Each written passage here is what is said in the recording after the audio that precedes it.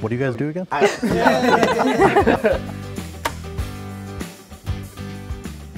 Today we're sitting down with Marks to talk about what's changing, what needs to change, and what the future of the trades is going to look like. This is going to be fun. We're promoting the trades, we're sharing what we love to do. Can't wait to get into this conversation with everyone. I mean, I think working in the trades is a lot of things. There will be days when you swing a hammer all day, but then there's also days when you're fielding phone calls all day or you're meeting on site with architects. It's so many different jobs all rolled into one. I feel like it's constant problem solving. Yeah. I was gonna say that, Yeah, over and over again. It's not just getting to work with the tools, but a lot of tradespeople, they're also the sales manager, they're the HR manager, they're the person driving the whole head of the business. So it's a lot of different levels to it. For plumbing in particular, the physical part is actually the easy part. Yeah. What's hard is the mental part. Remembering codes, reading blueprints. Sure.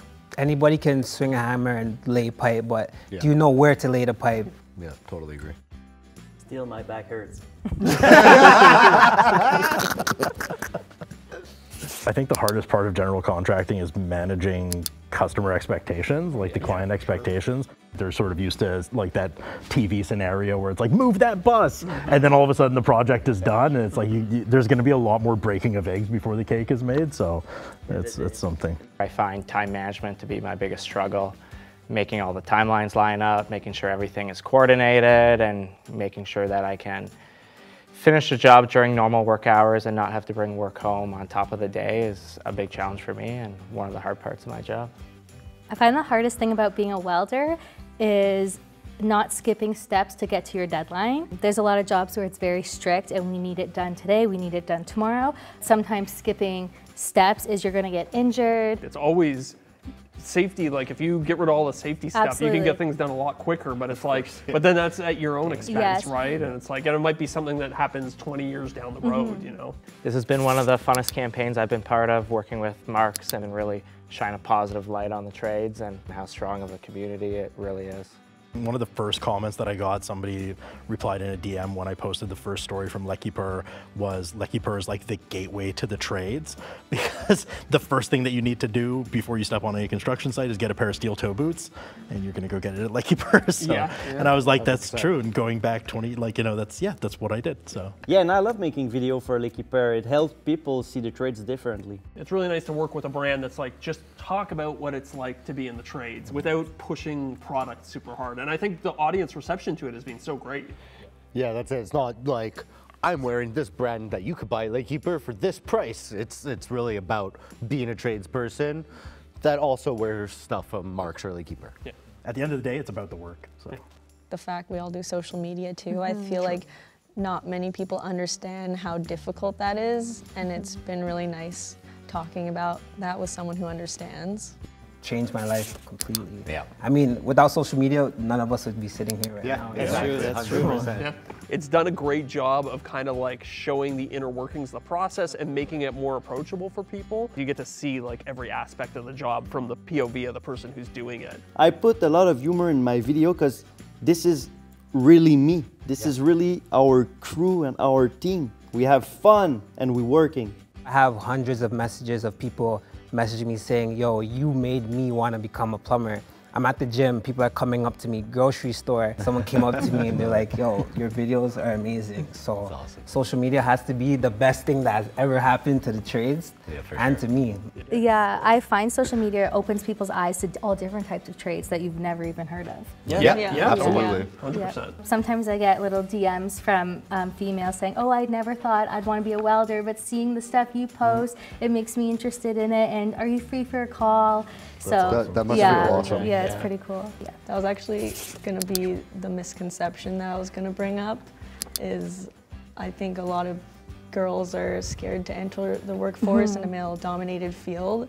But yeah, I've only had like positive things to say, and everyone's really supportive and encouraging. You learn how much more capable you are than you think you are. I personally find it very empowering, knowing that I can fix something without having to rely on someone else. Sometimes I feel like guys are too gentleman-like. It's like, oh, let me carry this for you.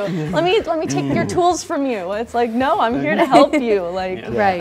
we're a team. You don't have to do Yes. things for me. Yeah, for sure. And it's nice teaching other young girls girls what we can do, and they're always so shocked, like, wow, you did that, you melted that? Yeah, I'm like, yeah, you can too, jump in, and yeah, it's very satisfying. As a father with a daughter, I'd love to see more women in the trades. I've worked with a few women, and they're definitely some of the hardest workers that I've worked with, and they bring so many other things to the table too. They're, you know, very hardworking, smart, like knowledgeable. They're A little bit timely. Smell a little better. Yes, definitely smell a little bit better. Yeah. You said it, Yeah. not me. Maybe have a bit more better time management skills, Time perhaps. management. A little Paying more attention attention to to detail. detail. Yeah. 100%, yeah. I think it's like 700,000 people are going to retire by 2030. I know where I am living, like we are always short on people, even now. I think it's more important than ever to just make it accessible to people that are interested in it. We need to get people into the trade so that they can get that knowledge and transfer everything over from the older generations before they're gone. There's not exactly a manual on how to do a lot of what we do.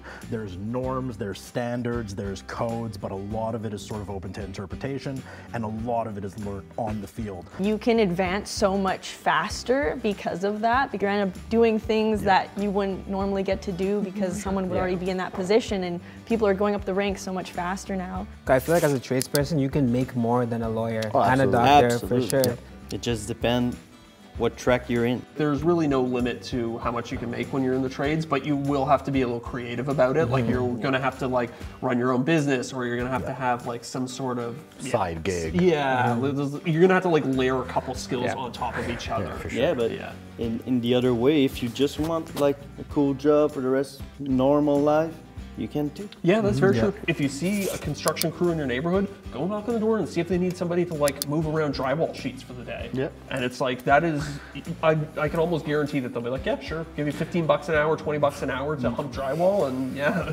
It gives you that exposure at least to the trades of Gets it. your foot in the Yeah, it door. gets you a foot in the door and like a contact. That's a question I get a lot actually. It's like, do I need schooling Yeah. before? Yeah. But like there's a lot of people who will hire you just even without. Like, Yeah. I think going to school first is actually the wrong thing. I think you should actually try to get in the field, get a job first, Yeah. and then go to school after Yeah. through your apprenticeship. Because you can go to school for like a year or two, and then you might not even like the trade, right? Yeah, if I had one piece of advice for younger people, it would be to find a way to get started, even if it's something simple like hanging a picture in your own home. You're going to be building those skills that will allow you to build other skills in the future, and there's a lot of opportunity out there that once you get started, it's like the world's your oyster. You can really do anything. If you don't try, you'll never know. Exactly. The best advice I could give is to listen and be curious. Yeah, definitely important to like keep an open mind and ask a lot of questions and want to learn and be willing to try something a way that somebody else is teaching you. It's always important to keep that open mind and listen. and for the women out there, like I feel like they just gotta go for it. They just gotta believe in themselves and know that they are capable.